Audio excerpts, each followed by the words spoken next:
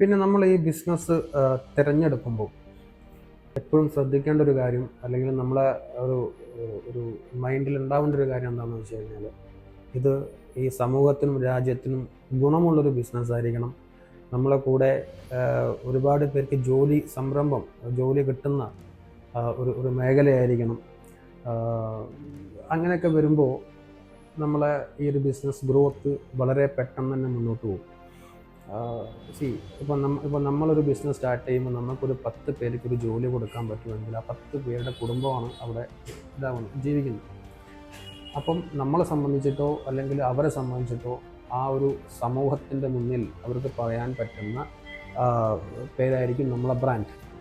അപ്പോൾ നിങ്ങളതൊക്കെ ബിസിനസ് തുടങ്ങാൻ പോകുന്നവർക്ക് അല്ലെങ്കിൽ പുതിയ ബിസിനസ് സ്റ്റാർട്ട് ചെയ്യുന്നവർക്കൊക്കെ നോക്കി ചെയ്യുകയാണെങ്കിൽ ഗുഡ് എന്നാണ് എനിക്കിതിൽ പറയാനുള്ളത്.